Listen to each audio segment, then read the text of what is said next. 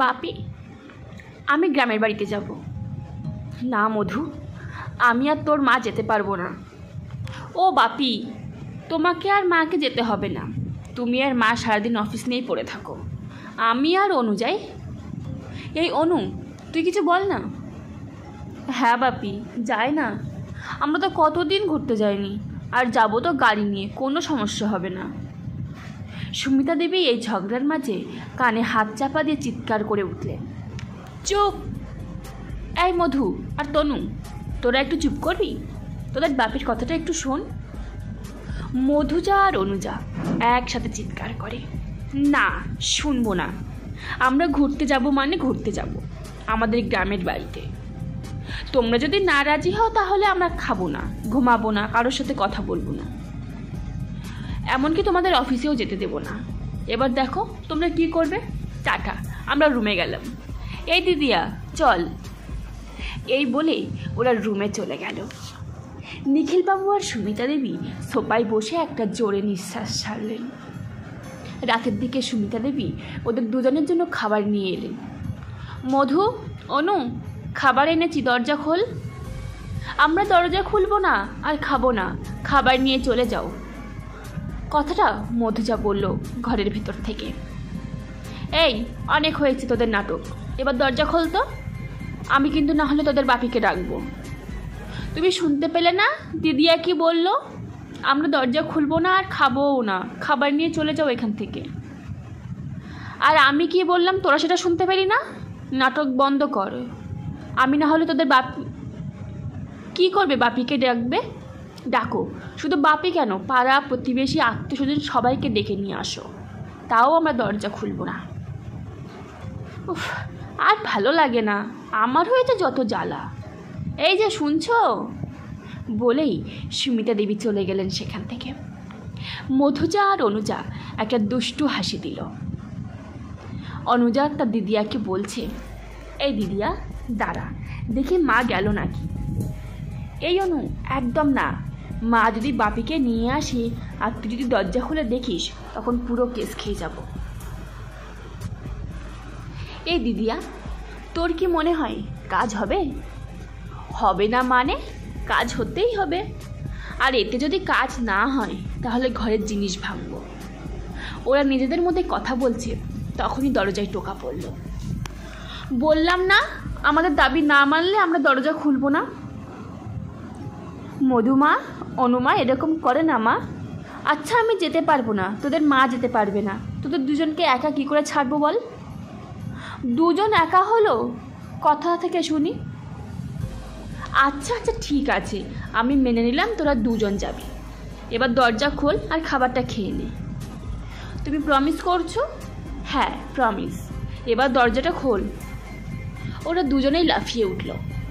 এই অনু, এরকম করিস না, কেউ যেন কিচ্ছু বুঝতে না পারে।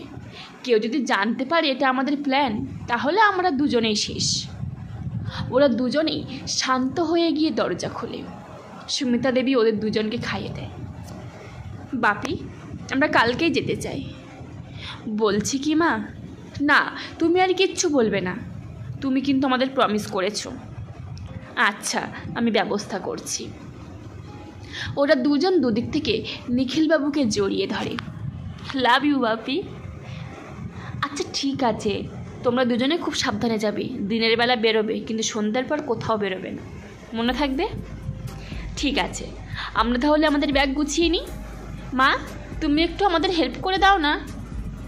সুমিতা দেবী একটা কথাও বলছে না, চুপচাপ ব্যাগ গুছিয়ে যাচ্ছে। সেটা দেখে মধুজা আর অনুজা সুমিতা দেবীকে পিছন থেকে জড়িয়ে ধরল। ও মা, তুমি কি আমাদের উপরে রাগ করেছো? না, রাগ করবো কেন? রাগ করিনি। তোমরা বড় হয়েছো, যা ভালো মনে করো তাই করবে। আমি কিছু বললে কি তোমরা আমার কথা শুনবে? ও মা, রাগ করো না, আমরা সাবধানে যাব আর খুব তাড়াতাড়ি ফিরে আসবো। আর প্রমিস, রোজ 4 বেলা করে ফোন করব। সুমিতা দেবী আর কিছু না বলে চলে গেলেন। ওরা দুজনেই দরজা বন্ধ করে ঘুমিয়ে পড়ল। সুমিতা দেবী ঘরে গিয়ে ওনার স্বামীকে বলতে লাগলেন, তুমি কি গো, মেয়ে দুটোকে একা ওখানে পাঠিয়ে দিচ্ছ? তুমি তো জানো ওরা মারা যাওয়ার পর মা বাবা ওখানে থাকতে পারেনি, আর তুমি মধু আর অনুকে ওখানে পাঠিয়ে দিচ্ছ।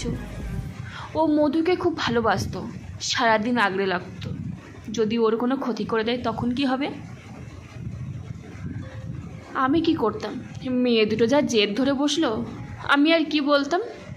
আর তুমি বেশি চিন্তা করো না, ও মারা গিয়েছে আজ থেকে প্রায় 17 বছর আগে।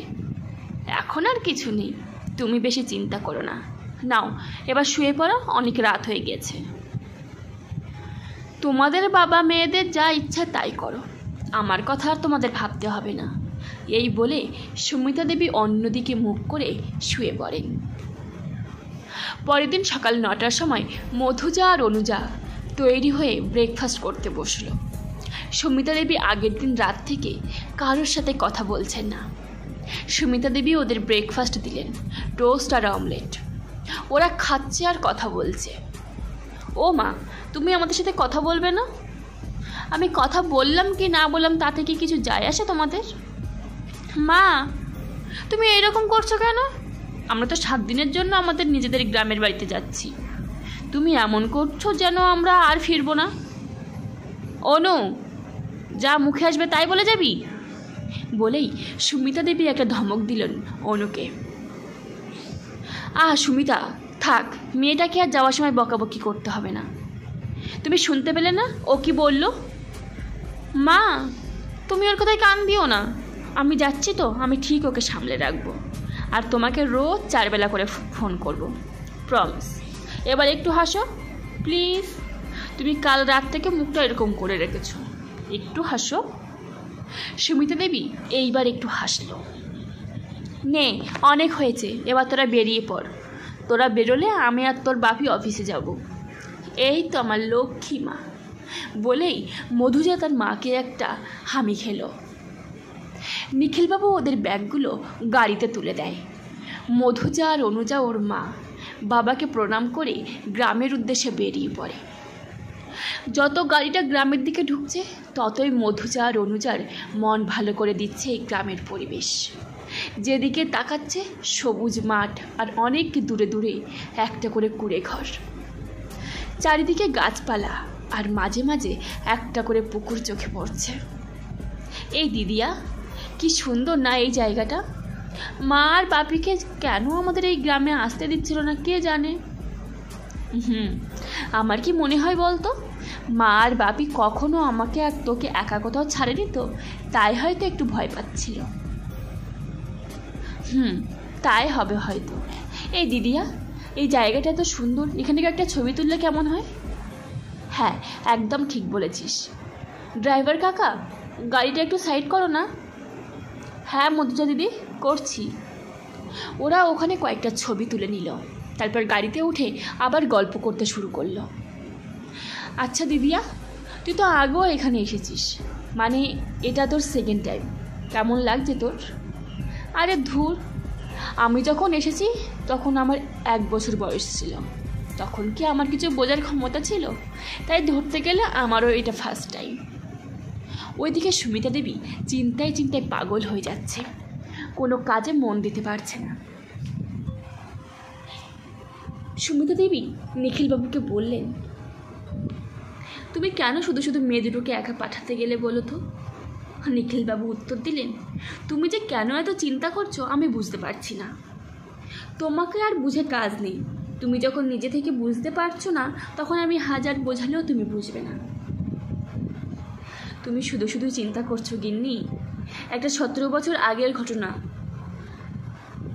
থাক, আমার চিন্তা আমার কাছেই থাক, তোমাকে আর সেটা নিয়ে ভাবতে হবে না। তুমি শুধু শুধু চিন্তা করছো তাই বললাম। ও মারা গেছে 17 বছর হয়ে গেল, আর এখন কিছু থাকতে পারে না। তুমি হয়তো ভুলে গেছো মা আর বাবা ও মারা যাওয়ার পরও ওখানে থাকতে পারেনি। রঘুদা আর মিনতি এখনও রাতে ওর নুপুরের আওয়াজ, কান্নার আওয়াজ শুনতে পায়। তুমি সেখানে মেয়ে দুটোকে পাঠিয়ে দিলে। তুমি হয়তো ভুলে গেছো ও মধুকে কতটা ভালোবাসত। ওর মধুর প্রতি একটা আলাদা টান আছে। যদিও মধুকে ওর কাছে টেনে নিয়ে যেতে চাই, তখন কি হবে? নিখিলবাবু এবার রেগে গিয়ে বললেন, চুপ করো সুস্মিতা, তুমি এসব কি বলতে চাইছো? তোমাকে আমি অনেকক্ষণ ধরে বলছি এইসব কিচ্ছু হবে না, আর তুমি তখন থেকে যা পারছো বলে যাচ্ছ। ও 17 বছর আগে মারা গেছে, বুঝতে পেরেছো তুমি? সুমিতা দেবী আর কিছু বলে না। ওইদিকে মধুজা আর অনুজা প্রায় 4 ঘন্টা পর ওদের গ্রামের বাড়িতে এসে পৌঁছলো। ওদের গাড়িটা একটা বড় সিংহদুয়ার দিয়ে প্রবেশ করলো। চারিদিকে গাছপালায় ঘেরা একটা বড় বাগান বলা যেতে পারে, কিন্তু তখনও বাড়িটা দেখা যাচ্ছে না। আরও কিছুটা যাওয়ার পর একটা বিরাট বড় বাড়ি চোখে পড়ল। বাড়িটার সামনে অনেক ছোট ছোট গাছ, আর বাড়িটার উল্টো দিকে একটা বড় তেঁতুল গাছ। তেঁতুল গাছটার ঠিক পেছনে রয়েছে একটা বড় পুকুর।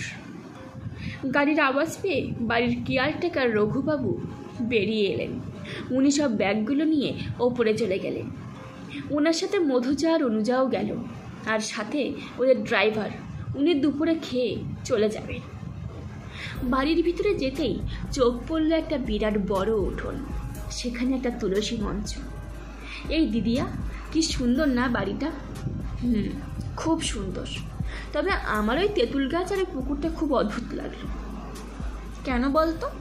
ঠিকই তো আছে। না রে, তুই দেখ, যত বড় বড় গাছ ওই বড় গেটের কাছে, এখানে সব ছোট ছোট গাছ, শুধু ওই তেঁতুল গাছটা ছাড়া। উফ দিদিয়া, তুই না দিনকে দিন মায়ের মতো হয়ে যাচ্ছিস। আমি কোথায় তোকে বলছি বাড়িটা কি সুন্দর, আর তুই কোথায় কোন গাছ ছোট আর কোন গাছ বড় সেইটা নিয়ে বললি। আর পুকুরের মধ্যে কি এমন অদ্ভুত জিনিস দেখলি? পুকুরটা না ভীষণ অদ্ভুত। কিচ্ছু অদ্ভুত নয় দিদিয়া। আমার তো অনুজার কথাটা শেষ করতে পারে না, তার আগেই মিনতি দেবী ওদের জন্য শরবত নিয়ে আসে।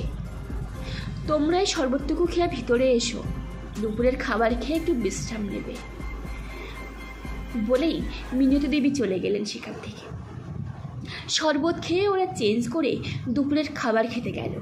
খাবার খেয়ে ওদের ড্রাইভার বেরিয়ে গেল, আর ওরা রুমে গিয়ে সুমিতা দেবীকে ফোন করলো। কী রে দিদিয়া, মা ফোন ধরছে না? না রে, রিং হচ্ছে। কিছুক্ষণ রিং হওয়ার পর সুমিতা দেবী কল রিসিভ করল। হ্যালো মা, আমরা পৌঁছে গিয়েছি। এই দিদিয়া, ফোনটা স্পিকারে দে না। পাশ থেকে অনুজা কথাটা বলে ওঠে। মধুজা ফোনটা স্পিকারে দিল। ওদিক থেকে সুমিতা দেবী মেয়েদের উদ্দেশ্যে বললেন, তোরা ঠিক আছিস তো মা? হ্যাঁ মা, আমরা ঠিক আছি। তুমি এখন কি করছো? আমি এখন অফিসে আছি মা। তোরা কি করছিলি বল? আমরা এই সবে খাওয়া দাওয়া করলাম। তুমি আর বাপি লাঞ্চ করেছো? না, করব। তোমরা তাড়াতাড়ি লাঞ্চ করে নাও, আমরা এখন রাখছি, রাতের দিকে আবার কল করব। তুমি বাপিকে বলে দিও আমরা পৌঁছে গিয়েছি। আচ্ছা, আমি বলে দেব। তোমরা ভালোভাবে থাকবে। রঘু কাকা আর মিনতি কাকিমার কথা শুনে চলবে, ওখানে বেশি তর্ক করবে না। আচ্ছা ঠিক আছে, এখন রাখছি, টাটা বলেই ফোনটা কেটে দিল। সুমিতা দেবী একটা জোরে নিঃশ্বাস ছাড়লেন। ওইদিকে মধুজা আর অনুজা জামা কাপড় গুছিয়ে একটু ঘুমিয়ে নিল। ওদের ঘুম ভাঙলো শাকের আওয়াজে। তখন প্রায় সন্ধ্যে 7টা। তারপর ওরা নিচে গিয়ে দেখলো মিনতি দেবী সন্ধে দিচ্ছে। মিনতি দেবী ওদের দেখে রান্নাঘর থেকে চা এনে দিল। ওরা চা খেয়ে মিলিকে পড়াতে শুরু করলো। মিলি হলো রঘুবাবু আর মিনতি দেবীর মেয়ে। এই মিলি, তোর প্রিয় বিষয় কী রে? আমার প্রিয় বিষয় তো বাংলা। আর তোর কোন বিষয়টা পড়তে একদম ভালো লাগে না? ইংরাজি। কিন্তু কেন? আমি ভালো বুঝতে পারি না, খুব কঠিন লাগে। আচ্ছা বেশ, তুই কোনো চাপ নিবি না। আমি আর অনু যতদিন আছি তোকে পড়াবো, আর আমরা যখন চলে যাব তখন তোকে আমাদের ফোন নাম্বার দিয়ে যাব। যখন কিছু বুঝতে অসুবিধা হবে তখন আমাদের কল করবি। দিদিয়া, একদম ঠিক কথা বলেছ। আমার মনে হয় কয়েকদিনের মধ্যেই তো সব সমস্যা মিটে যাবে। ওরা কথা বলছিল, তার মধ্যেই মিনতি দেবী এলো ওদের রাতের খাবার খাওয়ার জন্য ডাকতে। তখন ঘড়িতে প্রায় 9:30। অনুজা আর মধুজা একটু অবাক হলো। কাকিমা, এখন তো সবে 9:30 বাজে, আমাদের তো খেতে খেতে 11টা বেজে যায়। মিনতি দেবী বললেন, কিন্তু আমরা তো অতক্ষণ জেগে থাকি না, তোমরা চলো খেয়ে নেবে। কিন্তু আমার তো এখনো খিদে পায়নি। পাশ থেকে অনুজা বলে উঠল কথাটা। মিনতি দেবী এবার একটু রেগে গেলেন। দেখো, তোমরা শহরের মানুষ, তোমরা যখন ইচ্ছে খেতে পারো, যখন ইচ্ছে ঘুমোতে পারো, এখানে সেই সব হয় না। আবার কিছুক্ষণ পর তেনাদের উপদ্রব বাড়বে। তেনা? এই তেনাটা আবার কি? ও মা, অনুদিদি, তুমি তেনা মানে জানো না? তেনা মানে ভূত গো। অনুজার কথাটা শুনে হেসে উঠল। আর মধুজা মিনতি দেবীর দিকে তাকিয়ে আছে। ও বুঝতে পারছে মিনতি দেবী আরও রেগে যাচ্ছে। মধুজা অনুজার হাতটা চেপে ধরে অনুজা হাসা বন্ধ করে বলতে শুরু করে, এইসব ভূত বলে কিছু হয় না মিনতি মাসি, তোমরা এইসব না মানলেও আমরা মানি। আমাদের জন্য অন্তত কতদিন নষ্ট করে 9:30 খেয়ে নাও। অনুজা কিছু বলতে যাচ্ছিল, তার আগেই মধুজা বলল, কাকিমা, তুমি ওর কথাতে কিছু মনে করো না, তুমি খাবার রেডি করো, আমরা আসছি। খাবার হয়ে গেছে, তোমরা চলে এসো। ওরা মিনতি দেবীর পিছন পিছন গেল। রাতের খাবার খেয়ে ওদের রুমে ওরা চলে গেল। রুমে গিয়ে ওদের বাবা মাকে ফোন করলো। নিখিলবাবু ফোন রিসিভ করে বলে ওঠে, কি করছিলে তোমরা মা? এই ডিনার করলাম বাপি, তোমরা কি করছিলে বলো? আমরা এই জাস্ট বাড়ি ফিরলাম। জানো বাপি, এখানে সকালটা যতটা ভালো, বিকেলের পর ততটাই খারাপ। বিকেলের পর থেকে ঘরে বসে থাকতে হচ্ছে। ভালো লাগে বলো তো? তার উপর আবার এত তাড়াতাড়ি ডিনার করতে হবে। সব জায়গার তো একটা নিয়ম আছে মা, আর সেটা তো তোমাকে মানতেই হবে। ফোনের উপর থেকে নিখিলবাবু শান্তস্বরে কথাটা বলে ওঠে। এরপর নিখিলবাবু আর সুমিতা দেবীর সাথে কিছুক্ষণ কথা বলে ওরা ফোনটা রেখে শুয়ে পড়ল। ওরা দুজনে শুয়ে পড়েছে, কিন্তু কারো চোখে ঘুম নেই। মধুজা ঘড়ির দিকে তাকিয়ে দেখল তখন 11:15 বাজে। অনুজা কানে হেডফোন লাগিয়ে চোখ বন্ধ করে গান শুনছে।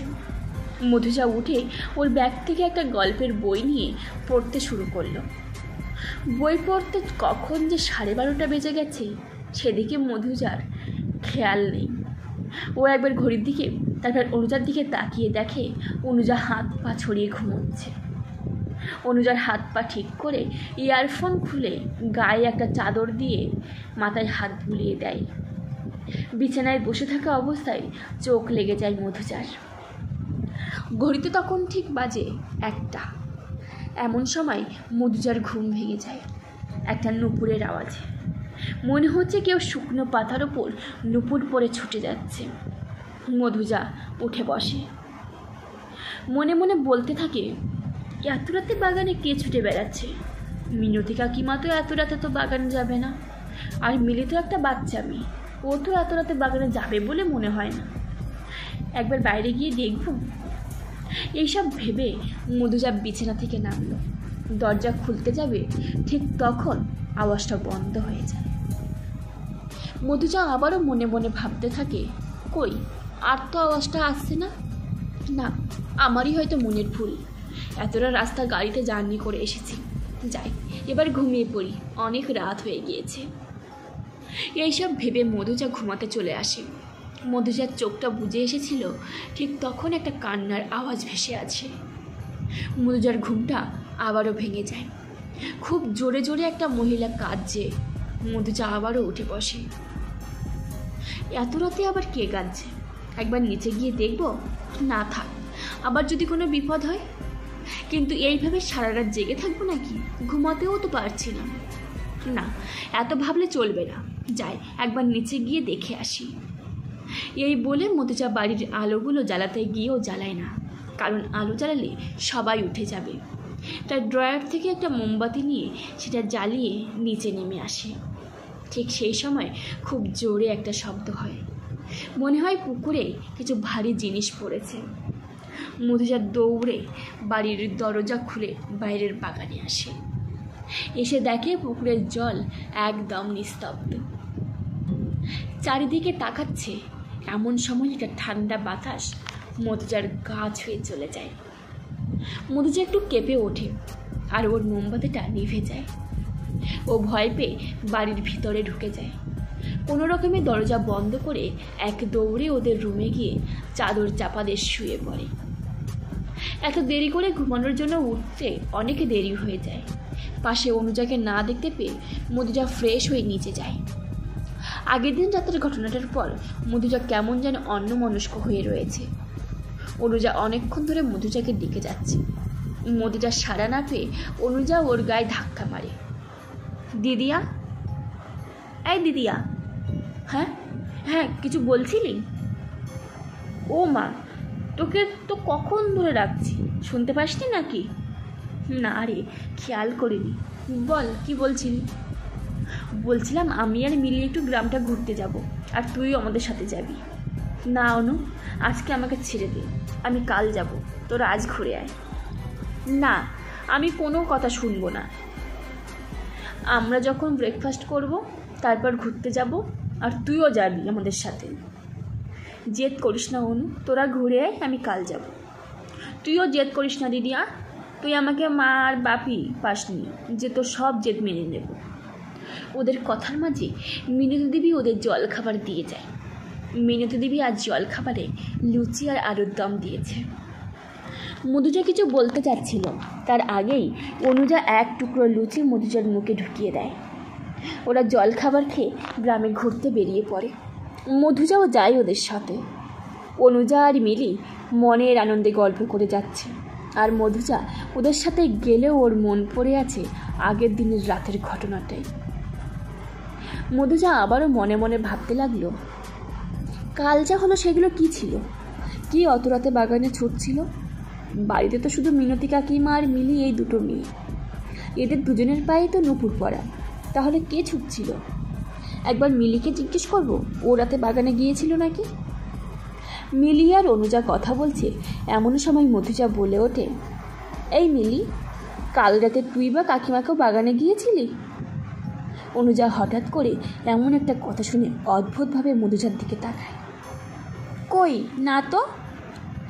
আচ্ছা মিলি, আরেকটা কথা বল, তুই আর কাকিমা ছাড়া তো আর কোনো মেয়ে নেই এই বাড়িতে?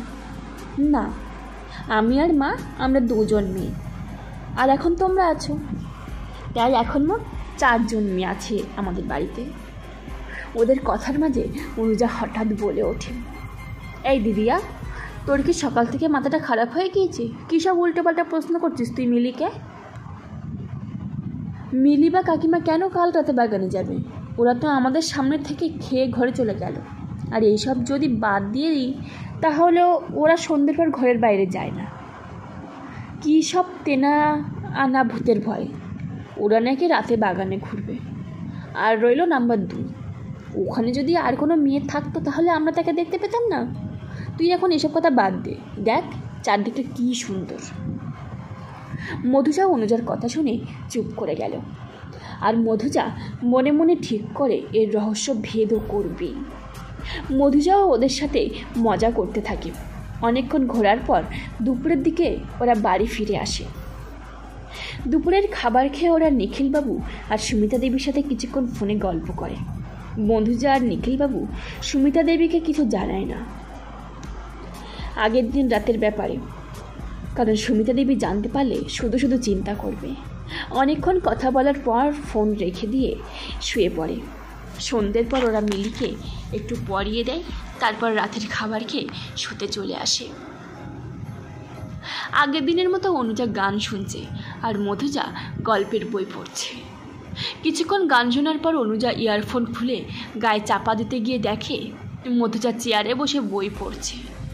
ও মধুজাকে জিজ্ঞাসা করে, কী রে দিদিয়া, ঘুমোবি না? হ্যাঁ ঘুমাবো, কিন্তু এখন ঘুম আসছে না, তুই ঘুমিয়ে পড়। Good night. গুড নাইট, তবে তুই বেশি রাত করিস না। ঠিক আছে। অনুজা ঘুমিয়ে পড়ে, আর মধুজা মনে মনে ভাবতে থাকে, আজ তো আমাকে জেগে থাকতেই হবে রে অনু। কে এই বাগানে রাতে নুপুর পরে ঘুরে বেড়ায় আর রাত্রিবেলায় কাঁদে, তা আমাকে জানতেই হবে। এটা কি সত্যি ভূত, নাকি ভূতরূপে কোনো মানুষ যে সবাইকে ভয় দেখিয়ে যাচ্ছে? মধুজার গল্প পড়তে পড়তে ঘুমিয়ে পড়ে। ঘড়ির কাঁটা যখন 1টার ঘরে, ঠিক তখন আবার শোনা যায় সেই নুপুরের আওয়াজ। মধুজা তাড়াতাড়ি উঠে পড়ে। আমি কখন ঘুমিয়ে পড়েছি বুঝতেই পারিনি। কিসের একটা আওয়াজ পাওয়া যাচ্ছে না? হ্যাঁ, এটা তো কাল রাতের সেই নুপুরের আওয়াজ। মধুজা চেয়ার থেকে উঠে প্রথমে দরজা খোলে, তারপর কি একটা ভাবে জানালার দিকে এগিয়ে যায়। এগিয়ে গিয়ে দেখেন জানালা খোলা। জানালা খুলেই দেখতে যায় কে ছুটছে। তখনই নুপুরের শব্দ বন্ধ হয়ে যায়, আর কাউকে দেখতে পায় না। কই, কাউকে তো দেখতে পাচ্ছি না, এগুলো কি হচ্ছে? আমি তো কিচ্ছু বুঝতে পারছি না। উফ বলেই মধুজা বিছানায় এসে পড়ে। একবার অনুজার মাথায় হাত বুলিয়ে হেলান দিয়ে বসে চোখ বন্ধ করে নেয়। না, আর রাত জেগে লাভ নেই, যায় দরজা জানালাটা বন্ধ করে ঘুমিয়ে পড়ি। মধুজা উঠে দরজা বন্ধ করতে যায়। এমন সময় সেই কান্নার আওয়াজ আবারও শুনতে পায়। ওই তো সেই কালকের মতো আবার ওই কান্নার আওয়াজটা শোনা যাচ্ছে। মধুজা জানালার কাছে গিয়ে উকি দিয়ে দেখে একটা মহিলা তেঁতুল গাছের নিচে মাথা নিচু করে বসে কাঁদছে। পরনে লাল রঙের শাড়ি, লম্বা চুল মাটিতে লুটিয়ে পড়েছে। গায়ের রং দুধের মতো সাদা বা ফ্যাকাশেও বলা যেতে পারে। না, আর ওখানে দাঁড়িয়ে থাকাটা হবে না, ওনাকে ধরতেই হবে। উনি রোজ রাতে এসব কাণ্ড ঘটান আর সবাই ভাবে ভূত। যাই, আগে আমি ওনাকে গিয়ে ধরি, তারপর বাড়ির সবাইকে ডাকবো। এই বলে মধুজা আর এক মুহূর্ত না দাঁড়িয়ে ড্রয়ার থেকে মোমবাতি নিয়ে সেটা জ্বালিয়ে নিচে চলে যায়। বাড়ির দরজা খুলে বাগানে গিয়ে দেখে ওই মহিলা পুকুরের দিকে এগিয়ে যাচ্ছে। দাঁড়ান, কে আপনি? আপনি সবাইকে ভয় দেখাচ্ছেন কেন? মধুজা দেখে ওই মহিলা পুকুরের দিকে এগিয়ে যাচ্ছে। কি হলো? আপনাকে কি বললাম শুনতে পেলেন না? পুকুরের দিকে যাচ্ছেন কেন? পড়ে যাবেন তো। এই কথাটা শুনে ওই মহিলা দাঁড়িয়ে যায় আর অদ্ভুতভাবে বলে, মধু, আমি তোকে খুব ভালোবাসি মা। আমি তোকে দেখব বলে এতদিন এখানে ছিলাম, আজ আমার মুক্তি ঘটবে। আমি আপনার কথা কিছু বুঝতে পারছি না। আপনি আমাকে ভালোবাসেন, আপনি আমাকে দেখবেন বলে এতদিন এখানে ছিলেন, কিন্তু কে আপনি? আর আজ আপনার মুক্তি ঘটবে মানে? আপনি সামনে তাকান, আমি আপনাকে দেখতে চাই। মহিলাটি যেখানে দাঁড়িয়েছিলেন সেখানে দাঁড়ানো অবস্থায় তার মাথাটা শুধু ঘুরিয়ে দিলেন। তা দেখে মধুজার হাত থেকে মোমবাতিটা পড়ে গেল। ওনার চোখ দুটো আরও ভয়ঙ্কর। চোখের মণিটা লাল টকটকে, মনে হচ্ছে যেন এখনই মণি দুটো বাইরে বেরিয়ে আসবে। তার চোখের নিচটা কালো কুচকুচে। মধুজার ওনাকে দেখে হাত পা ঠান্ডা হয়ে গিয়েছে। সে তোতলাতে তোতলাতে বলে উঠল, কে কে আপনি? মহিলাটি কিছু না বলে পুকুরে ঝাঁপ দেয় আর মধুজা ওখানে অজ্ঞান হয়ে পড়ে যায়। সকালে অনুজা ঘুম থেকে উঠে মধুজাকে ঘরে দেখতে না পেয়ে ভাবে, আমি যখন ঘুমাই তখন তো দিদিয়া ঘুমায়নি, আর এত তাড়াতাড়ি উঠে পড়েছে। না, আমিও তাড়াতাড়ি ফ্রেশ হয়ে নিচে যাই। অনুজা ফ্রেশ হয়ে নিচে চলে আসে। নিচে গিয়ে দেখে মিনতি দেবী পুজো করে মিলিকে প্রসাদ দিচ্ছেন। মিলি পড়ছে আর রঘুবাবু ছাদ থেকে নামছেন। মিনতি দেবী অনুজাকে দেখে প্রসাদ দিলেন। অনুজা মিনতি দেবীকে জিজ্ঞেস করলেন, আচ্ছা কাকিমা, দিদিয়া কোথায় গো? দিদিয়া মানে মধুমা? মধুমা তো নিচে আসেনি। নিচে আসেনি? তাহলে কোথায় গেল? ও তো ঘরে নেই। আচ্ছা রঘু কাকা, তুমি তো ছাদ থেকে এলে, দিদিয়া কি ছাদে আছে? না তো অনুজামা, আমি তো মধুজামাকে ছাদে দেখলাম না। তাহলে দিদিয়া কোথায় গেল? ও তো আমাকে না বলে কোথাও যাবে না। কোথায় আর যাবে? হয়তো এখানেই কোথাও আছে। হয়তো সকালে ঘুম ভেঙে গিয়েছে, তাই বাড়িটা একটু ঘুরে দেখছে। তুমি চিন্তা করো না।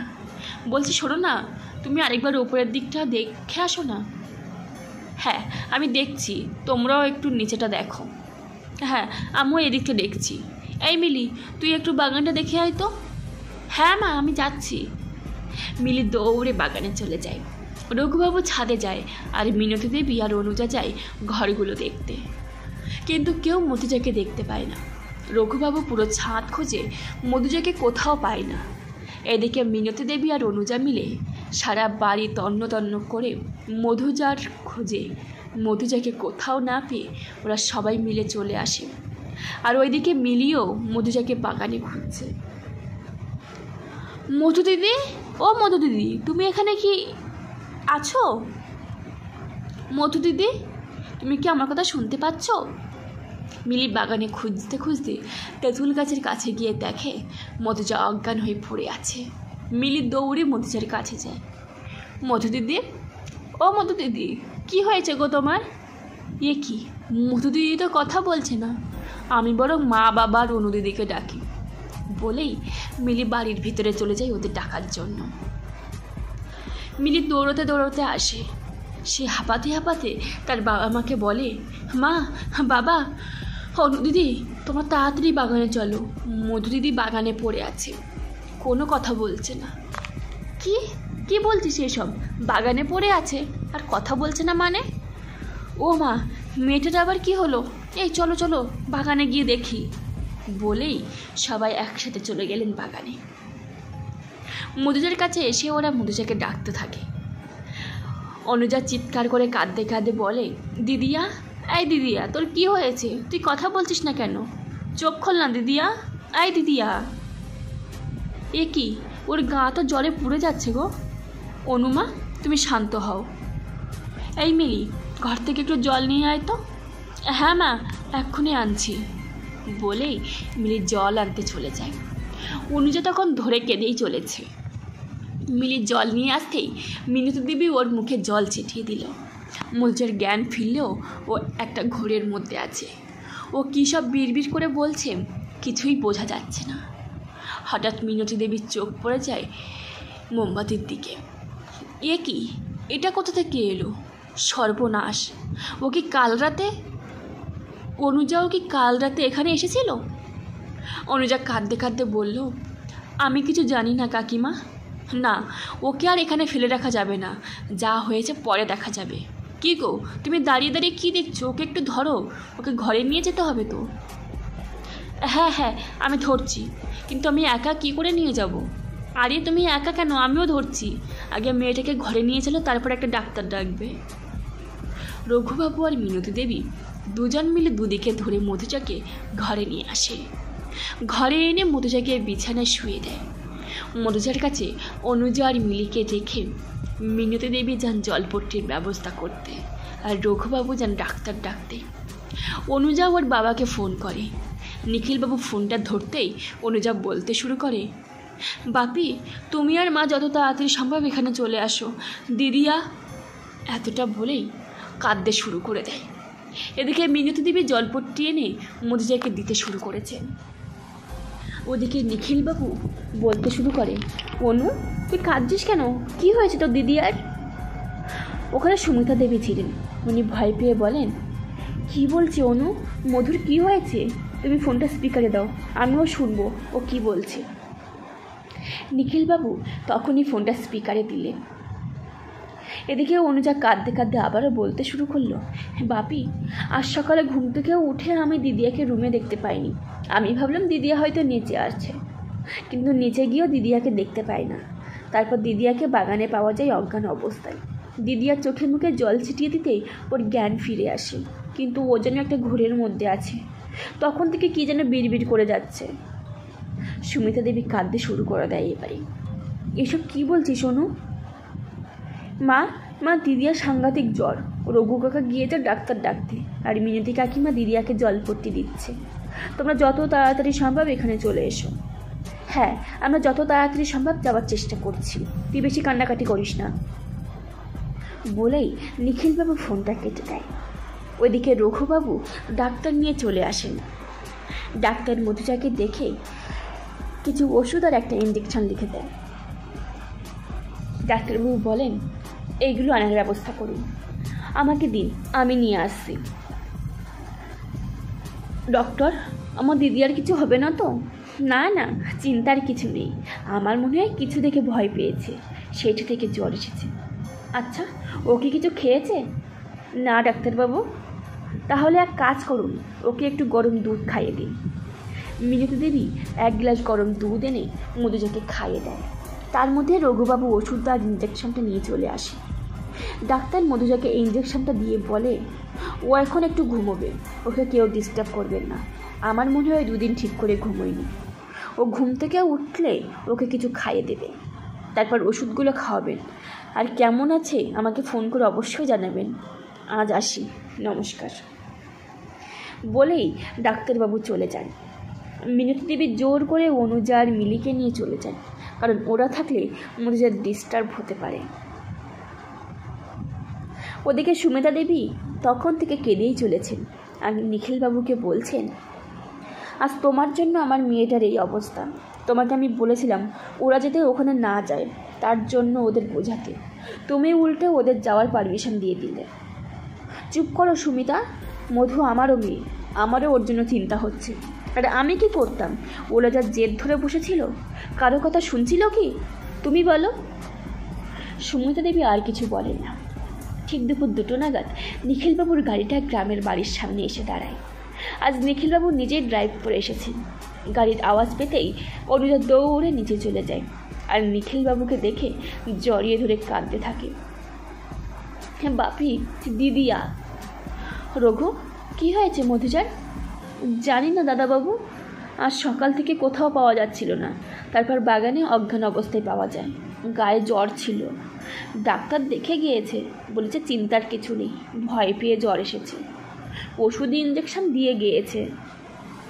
আমি একবার মধুর কাছে যাব। হ্যাঁ যাবে দিদি, কিন্তু এখন ডাক্তারবাবু বলে গিয়েছেন ওকে এখন বিশ্রাম নিতে, কেউ যেন ওকে বিরক্ত না করে। আমি ওর কাছে যাব না, কিন্তু দূর থেকে তো দেখতেই পারি, তাই না? আচ্ছা বেশ, চলো আমি তোমাকে নিয়ে যাচ্ছি। বলেই মিনতি দেবী সুমিতা দেবীকে নিয়ে যায় মধুজার কাছে। সুমিতা দেবী মধুজাকে দেখে কেঁদে ফেলেন। মিনতি দেবী কোনো রকমে সুমিতা দেবীকে শান্ত করে ওখান থেকে নিয়ে চলে আসেন। সকাল থেকে কেউ কিছুই খায়নি। দুপুরে মিনতি দেবী জোর করে অনুজা আর মিলিকে একটু খাবার খাওয়ায়। সন্ধেবেলার দিকে মধুজার ঘুম ভাঙে। সবাই মধুজার রুমে যায়। মধুজা সবাইকে সবটা খুলে বলে কি হয়েছিল আগের দিন রাত্রে। মা, বাপি, ওই মহিলাটা কে ছিল? আমি ওনার ব্যাপারে সব জানতে চাই। জানবে, সবটা জানবে, তার আগে এই স্যুপটা খেয়ে নাও। না, আগে তোমরা আমাকে সবটা বলো, তারপরে খাবো। না, ডক্টর বলে গেছেন তুই এখন খুব দুর্বল, আগে খাবারটা খেয়ে নে, তোকে সবটা বলবো তারপরেই। সুমিতা দেবী মধুজাকে পুরো স্যুপটা খাইয়ে দেয়। এবার বলো কে উনি? রঘু, তুই ওকে সবটা বল, আমি পারবো না। আচ্ছা বেশ, তবে আমি বলি, উনি তোমার পিসি হয়। পিসি? কিন্তু আমরা যতদূর জানি আমাদের বাপি দাদু ঠাকুমার একটা মাত্র সন্তান। ভুল জানো তোমরা। তোমার বাবার একটা বোন ছিল, নীলিমা দিদিমণি, উনি জলে ডুবে মারা যান। কি? হ্যাঁ, নীলিমা দিদিমণি একজনকে ভালোবাসত, কর্তাবাবুকে বলছিল। দিদিমণি ওই ছেলেটাকে বিয়ে করতে চায়, কিন্তু কর্তাবাবু মেনে নিতে পারেনি ওই ছেলেটাকে। মেনে নিতে পারেনি? কিন্তু কেন? কারণ ছেলেটা গরিব ছিল, কোনো রকমের চাষবাস করে সংসার চালাতো, সে কী করে নীলিমা দিদিমণিকে রাখবে? সেই ভেবে কর্তাবাবু এই বিয়েতে রাজি হয়নি। নীলিমা দিদিমণি অনেক বোঝানোর চেষ্টা করে, কর্তামাও প্রথমে রাজি হয়নি, কিন্তু দিদিমণির মুখের দিকে তাকিয়ে রাজি হয় আর কর্তাবাবুকে বোঝানোর চেষ্টা করে, কিন্তু কর্তাবাবু তার কথা থেকে নড়ে না। তাই নীলিমা দিদিমণি বাধ্য হয়ে একদিন রাতের অন্ধকারে পালিয়ে যায়, কিন্তু বেশি দূর যেতে পারে না। তার আগেই কর্তাবাবু জানতে পেরে যায় আর চারিদিকে কর্তাবাবুর লোকেদের পাঠিয়ে দেয়। তাদের মধ্যে একজন দিদিমণি আর এই ছেলেটাকে দেখতে পেয়ে যায়। কর্তাবাবুর হুকুমে লোকটা ছেলেটিকে গুলি করে আর ছেলেটা দিদিমণির সামনেই মারা যায়। তারপর কি হয়? তারপর ওই লোকটা দিদিমণিকে টানতে টানতে নিয়ে আসে। দিদিমণি সেই দিন রাত্রে খুব কান্নাকাটি করে। পরের দিন সকালে কিছু খায় না, সারা দিন সারা রাত শুধু খেতে চায়। কর্তাবাবু বলে দিদিমণিকে দিদিমণির মতো ছেড়ে দিতে, একটা সময় চুপ করে যাবে। সত্যি দিদিমণি চিরকালের মতো চুপ করে যায়। পরের দিন সকালে দিদিমণির ঘর থেকে কোনো আওয়াজ পাওয়া যায় না, তার বদলে দিদিমণির দেহটা পুকুরের জলে ভেসে ওঠে। রঘুবাবুর কিছুক্ষণে চুপ করে যান। ওনার কথা শুনে ওখানে উপস্থিত সকলেরই চোখে জল ভরে ওঠে। রঘুবাবু আবারও বলতে শুরু করেন, নীলিমা দিদিমণি বাচ্চা খুব ভালোবাসত। যখন তুমি তোমার বাবা মা তোমাকে এখানে নিয়ে আসতো, তখন দিদিমণি সারা দিন তোমাকে নিয়ে পড়ে থাকতো। তুমি কখন খাবে, কখন ঘুমাবে, কী জামা পরবে, সব দিদিমণি ঠিক করতো। সবাই তো বলতো দিদিমণি তোমার আরেক মা। মধুজা কাঁদতে কাঁদতে বলে, বাপি তুমি তো আগে আমাদের বলোনি যে আমার একটা পিসিমণি ছিল, সে অনেক এত ভালোবাসতো। আজ থেকে আমি দাদুভাইকে হেড করব। আজ দাদুভাইয়ের জন্য পিসিমণি আমাদের কাছে নেই। রঘু কাকা, তুমি পিসিমণির একটা ছবি আমাকে দেবে? হ্যাঁ দেবো, কাল আমি নীলিমা দিদিমণির একটা ছবি বের করে রাখবো। এখন তুমি একটু বিশ্রাম নাও, এখন আমরা যাই। বলে সবাই চলে যায়। শুধু অনুজা থাকে মধুজার সাথে। অনুজা মধুজাকে জড়িয়ে ধরে কেঁদে দেয়। সারাদিন ঘুমানোর জন্য রাতে মধুজার ঘুম আসে না। ও ভেবেছিল প্রতিদিনের মতো হয়তো আজ রাতেও শোনা যাবে সেই দুপুরের আওয়াজ, কান্নার আওয়াজ, কিন্তু না, সেই দিন রাত্রেই আর কোনোটাই শোনা যায় না। পরের দিন সকালে রঘুবাবু মধুজাকে একটা ছবি দিয়ে বলেন, এই যে তোমার পিসির ছবি। মধুজার ছবিটা দেখে কেঁদে ফেলে। রঘু কাকা, একটা জিনিস লক্ষ্য করেছ? কাল রাতে কিন্তু কোনো কান্নার আওয়াজ পাওয়া যায়নি। নীলিমা দিদিমণি তোমাকে খুব ভালোবাসত গো, তাই হয়তো তোমাকে দেখে নীলিমা দিদিমণির আত্মার শান্তি হয়েছে। সেই দিন নিখিলবাবু, সুমিতা দেবী, মধুজা আর অনুজা কলকাতা চলে আসে। বাড়ি এসে মধুজা ওর পিসিমণির ছবিটা একটা ফ্রেমের মধ্যে রেখে সেটা একটা টেবিলে রেখে দেয়। 5 বছর পর মধুজা, অনুজা, নিখিলবাবু আর সুমিতা দেবী সবাই মিলে গ্রামের বাড়িতে ঘুরতে এসেছে। মধুজার সঙ্গে নিয়ে এসেছে ওর পিসিমণির সেই ছবিটা।